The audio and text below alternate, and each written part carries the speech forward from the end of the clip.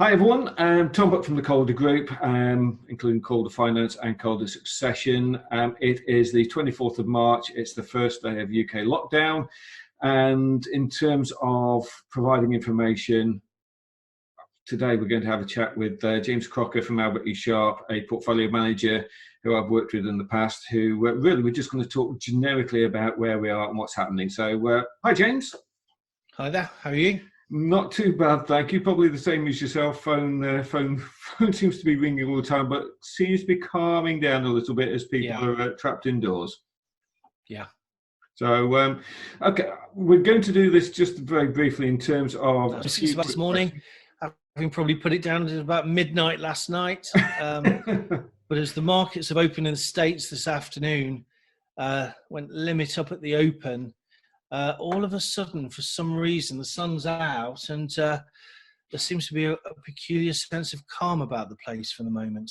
I must admit, I'm looking here. I mean, what we got? The FTSE 100 up to almost 6.5%. The Dow Jones up 7.7%. And I posted on our social media outlets earlier, not a single word about this on any news stream anywhere when it's positive news. Quite. The words limit up rather weirdly means not a lot to many people, but it's the futures market in the States. And before it opened, it hits a barrier where it can go no further higher. Yeah.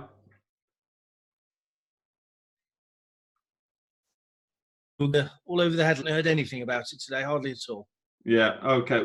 I think because everyone's at home, the internet connection here is a little bit up and down. I don't know if it's me, you, or both of us, James. So we'll go through as best we can. I mean, from my point of view, I'm sort of looking obviously for clients and going, what does this mean? What do they need to go into?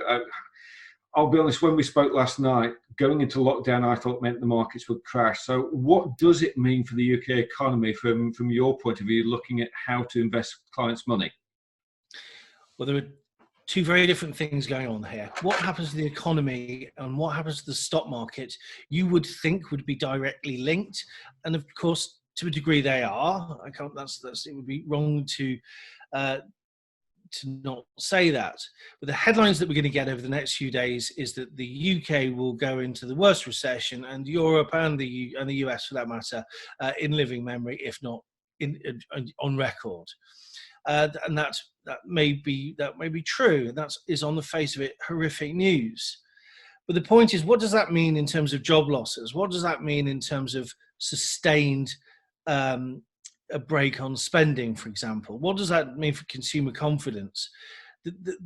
Trying to link the two directly, I think, can be quite a difficult task. I think the headlines could make you want to sell everything and panic and never have exposure to the stock market ever again. That would be totally understandable.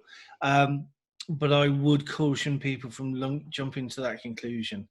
And I think the one thing that, at the risk of sounding not very technical here, the markets will make a monkey out of you if you try and second guess. And I have to say, intuitively, I was expecting everything to be a sea of red this morning. I woke up, Japan was up 7%, Asia was up strongly overnight, and the futures markets were showing a strong open. Intuitively, if I were a betting man, I wouldn't have bet on that. The market will always make a monkey out of you.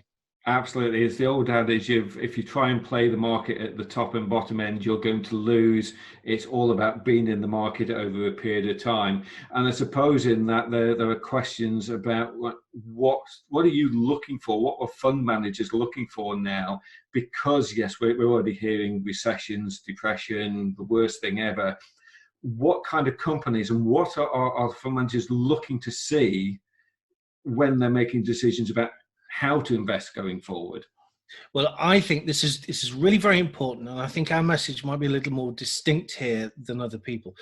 We primarily are looking, and if we're talking mostly about the stock market, we're looking for companies that are high in quality.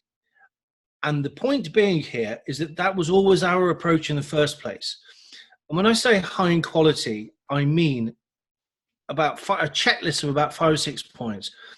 A strong brand or a strong service or a strong barrier to entry, something that is sustainable over the long term. This is something we always look for in a company. Usually when you find these types of companies, they tend to be very cash generative. And if they are cash generative, then they tend not to borrow too much. And to really get to the point very quickly here is that as a result, we have found that our portfolio has been rather full of the likes of Google, Apple, quite a lot of technology companies that have cash on the balance sheet that are going to survive all of this regardless of what happens. But there is a real problem that a lot of companies, a lot of industries will practically go out of business.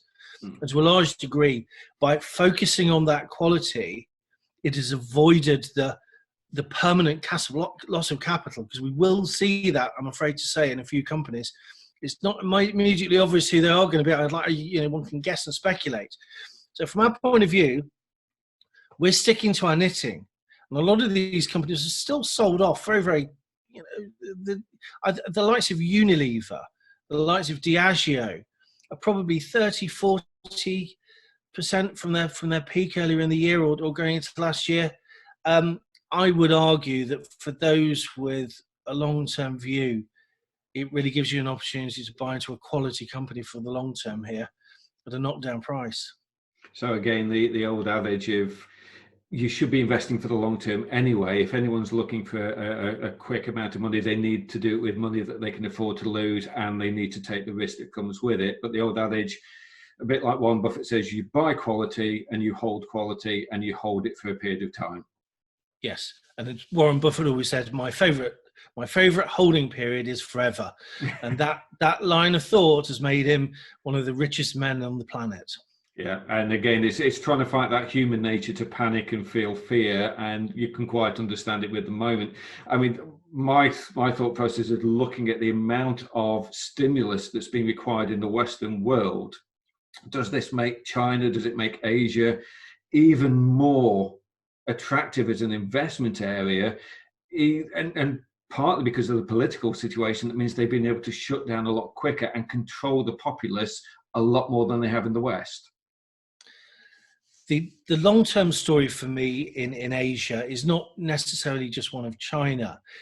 It's one of the growth in the middle classes. The demographics there are so powerful. And when I say Asia as well, that extends out to all the way over to India as well. And very often some of these control economies, whether you'd like it or not, are very, very well run. And often you don't necessarily see huge levels of borrowing that you might see here in the West. And I think there were really serious questions over here as to really what happens with blocks of the Eurozone and Spain and Italy. For me, a lot of the companies such as Singapore and Thailand and Vietnam are very entrepreneurial and very, very early down the road. And for me, it's always been an irresistible story, I have to say. Having said that, one has to be careful. The likes of Malaysia, which is an interesting economy, very, very reliant on the oil price, and it's been crushed. Yeah. And the fact of the matter is they rely on that for their revenues. So there are always going to be pockets of risks there that you just cannot overlook, political as well as economic. Okay, so I'm aware we want to try and keep it obviously short and snappy, because this is changing pretty much on an hour-to-hour basis still, and not a lot has occurred in that period. I suppose one question is, what do clients take forward from here? Obviously, I think for me, Sure. Giving advice, it's asset allocation is most definitely king, but what should clients take forward as a key element? Well, the one thing that we have already done to a large extent over the preceding few weeks, we had already raised cash. We had a little bit more cash going into this than maybe we ordinarily would have had. I wouldn't say that was necessarily luck or judgment. It was the timing. Every now and again, you will go through little periods of having extra cash. Well, put it this way, we've certainly not added to, so we've not committed to it. We've been quite happy to have those cash levels slightly higher than normal.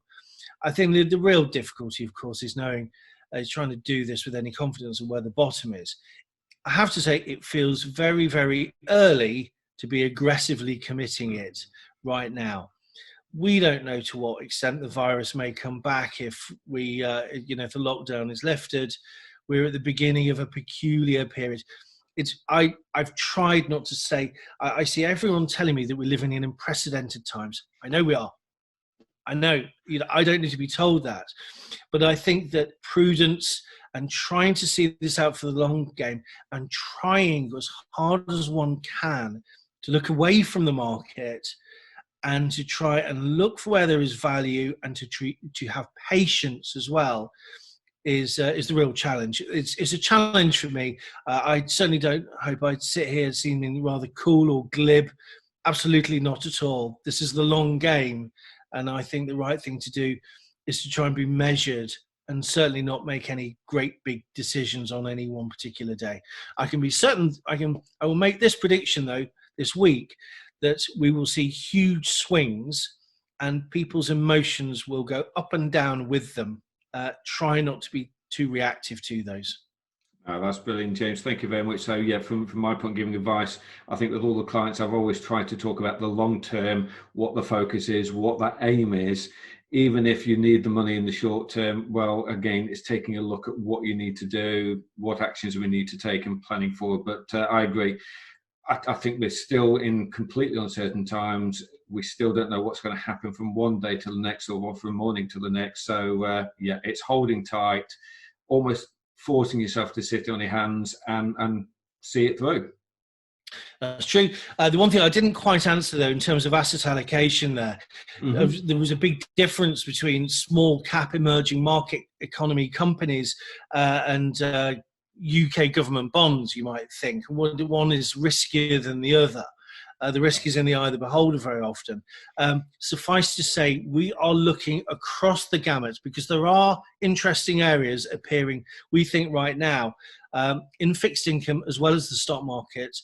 Maybe the fixed income, maybe the bond market might be a topic of conversation for another day, because that's been rather overlooked, because we have seen a mini crash in some of those areas as well, albeit not quite on the scale that we've seen in the global stock markets. Okay, well, I'll tell you what then, James, I think from my point, because I want to get as much information out for clients, cut through the noise from the media.